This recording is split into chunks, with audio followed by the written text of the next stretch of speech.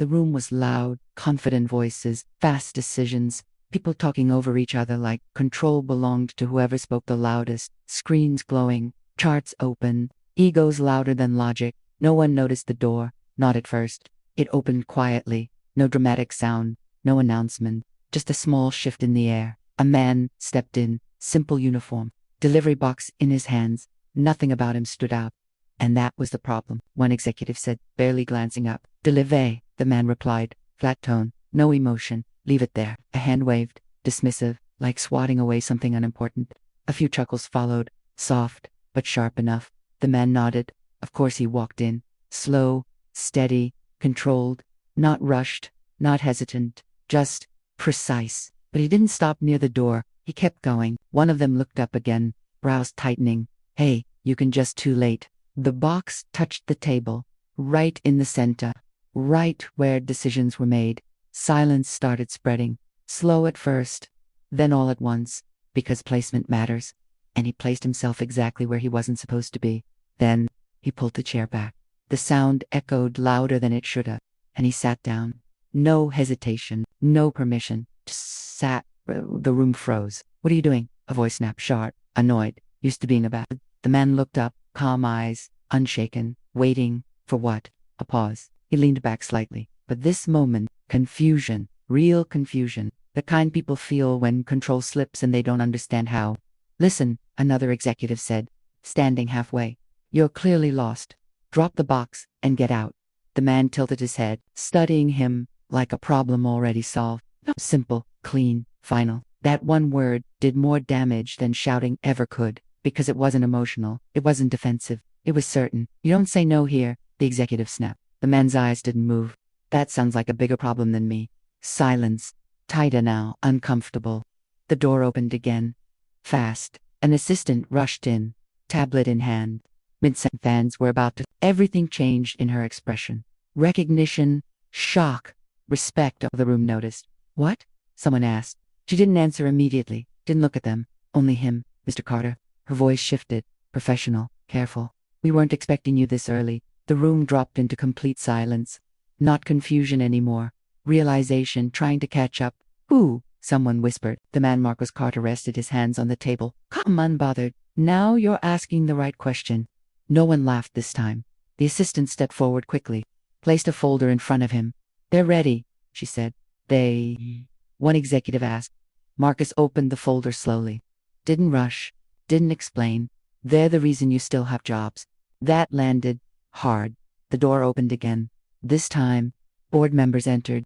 One by one, they didn't greet the executives, didn't acknowledge them. They walked straight toward Marcos and sat beside him, not across, beside. That was the moment everything broke, because position reveals truth faster than words. One executive swallowed. Wait, hold on. Marcus didn't look at him. Start the meeting. The same man who had been leading earlier hesitated, hands slightly shaking now. We were discussing expansion wrong. Marcus cut him off. Not loud, but absolute. You were guessing. Silence. Because confidence just turned into exposure. Marcus leaned forward. Start again. No one argued. Because now they understood. This wasn't their room anymore. The presentation restarted. Voices quieter, careful, every word weighed. Marcus listened, not interrupting, just watching, analyzing, the same way he had when they thought he didn't matter. Halfway through he raised a hand. It's not aggressive, it's just enough. Everything stopped. Why was this rejected? He pointed at the screen. The executive hesitated. We didn't think it would work. Marcus nodded slowly. And what did you base that on? Experience? Marcus leaned back. Or assumption? Silence? The executive looked down, because the answer was obvious. Marcus continued. You didn't understand it. A pause, so you ignored it. Another pause. And now you're presenting a weaker version of the same idea. That cut deep, because it was accurate. And accuracy is hard to fight. The room shifted again, but this time it wasn't fear. It was exposure. Marcus stood up, walked slowly along the table, every step controlled, every eye following him. You made a decision before I spoke. He stopped, looked directly at them. You decided what I was worth, based on how I walked in. No one moved. No one spoke. Because that part wasn't business anymore. That was truth. You didn't fail today, Marcus continued. You've been failing. A pause. You just never noticed. That hit harder. Because ongoing failure feels worse than a single mistake. Marcus walked back to the head of the table, picked up the box, opened it.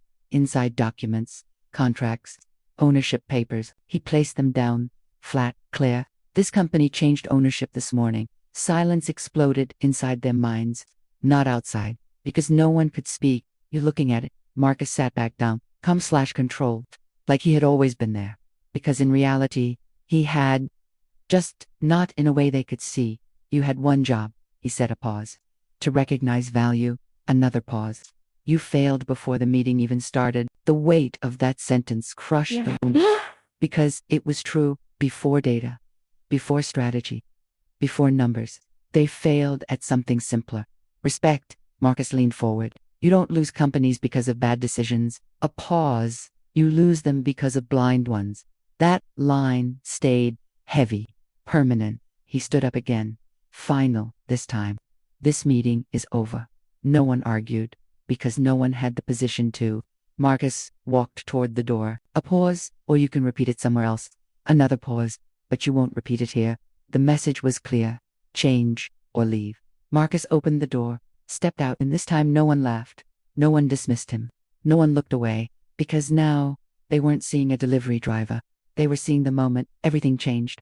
And the worst part, it didn't change suddenly. It had always been there. They just chose not to see it. The door closed behind him, soft. But the sound stayed in the room longer than it should have. No one moved, not immediately. Because what just happened didn't feel real. One of the executives finally exhaled, slow, unsteady. What just happened? No one answered, because everyone already knew. They just didn't want to say it out loud. The man who had laughed earlier leaned back in his chair, staring at the table, at the documents, at the space where Marcus had been sitting. We messed up, he muttered. Not loud, but enough. Another executive shook his head. No, we didn't know. That excuse sounded weak the moment it left his mouth. Because deep down, they did know not who Marcus was, but how they treated him. And that part didn't need information. It needed awareness. The assistant was still standing near the door, quiet, watching. She had seen moments like this before. Not this exact one, but similar moments where power shifts. And people realized too late. He gave you a chance, she said calmly. They looked at her, confused. What do you mean? Someone asked. She stepped forward slightly. He walked in here like that on purpose. Silence. Because now, it made sense. Every step, every pause, every word. It wasn't a mistake, she continued. It was a test. The room tightened again. Because tests imply something worse than failure. Evaluation. And they had already been graded. One of them stood up abruptly. We need to fix this. Fix what? Another replied. The deal, the presentation, a pause, or how you see people. That question shut everything down again. Because it cut deeper than strategy, deeper than business. It hit identity.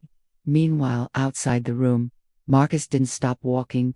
Not immediately. His pace stayed steady, controlled, like nothing unusual had happened. But his eyes were different, focused, calculating, not cold, not emotional, clear. He walked past employees who now noticed him, really noticed him. Some stepped aside slightly. Others avoided eye contact, not out of disrespect this time, out of uncertainty. Because when perception changes suddenly, people don't know how to act. Marcus reached the end of the hallway. Floored, 2 ceiling glass windows stretched across the wall, the city visible beyond them, busy, unaware, moving forward, like nothing had shifted. He stopped there, for a moment. Not long, just enough to think, because this wasn't the end. It was the beginning. And beginnings required decisions. Behind him, footsteps approached, quick, hesitant. He didn't turn immediately. He already knew who it was. The same executive, the one who had spoken the most earlier, the one who had told him to leave. Mr. Cotter, wait. Marcus turned slowly, calm. The man stopped a few feet away. Not too close, not too confident. We need to talk, he said. Marcus looked at him, studying. About what? The man hesitated. Because there were too many things, and none of them sounded right out loud. About what happened in there. Marcus tilted his head slightly. You mean your decisions? The man swallowed. Yes. A pause. And my behavior. That word mattered. Because acknowledging behavior means acknowledging fault. Marcus didn't respond immediately. He let the silence stretch, not to intimidate, but to make sure the moment wasn't rushed. I want to understand, the man continued. What went wrong? Marcus looked at him carefully, then spoke. You want the honest answer? The man nodded. Yes. Marcus stepped a little closer. Not aggressive, just direct. Nothing went wrong, he said. The man frowned. What? Everything went exactly how it was supposed to. Silence, confusion, again, because that wasn't expected. Marcus continued. You showed me who you are. A pause, without filters. Another pause, without preparation. That hit harder, because it meant that version of him was real. Not a mistake, not pressure, just truth. The man looked down briefly, then back up. That's not who I want to be. Marcus nodded once. Then don't be. Simple, direct, no lecture, no long explanation. Because change isn't complicated. It's uncomfortable. That's it. The man asked. Marcus held his gaze. You're expecting something harder. A pause. People like to believe change is complex. Another pause so they don't have to do it. The man didn't respond, because he understood, or at least he was starting to. Marcus stepped past him. Continuing down the hallway. The man turned slightly. Will you, give us another chance? Marcus stopped, but didn't turn around immediately, because that question mattered. Not for them, for him. He turned slowly, looked back, measured. I already did. A pause. You just didn't recognize it. That line landed, final, because it wasn't rejunction. It was truth. Marcus walked away again, this time without stopping, without looking back. Because some lessons don't need repetition. Back inside the room, things were already shifting. Voices lower, conversations real, not performative, not controlled, uncomfortable, honest. For the first time, they weren't talking about numbers or growth or strategy. They were talking about themselves. What do we change first? Someone asked. No one answered immediately, because there wasn't a quick fix.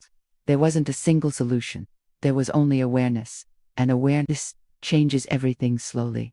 The assistant looked at them quietly, then said, Start by listening. Simple, but powerful. Because listening was the one thing they didn't do earlier, and it cost them everything. The room stayed quiet, but this silence was different. Not confusion, not shock. Growth, slow, uncomfortable, but real. And somewhere down the hallway, Marcus stepped into the elevator. The doors closed, reflecting his image back at him. Not as a delivery driver, not as a stranger, but as someone who understood something that in that respect isn't earned in a moment. It's revealed in how you treat people before you know who they are. The elevator started moving, and for the first time that day, everything was exactly where it needed to be. Not perfect, but clear, and clarity changes everything.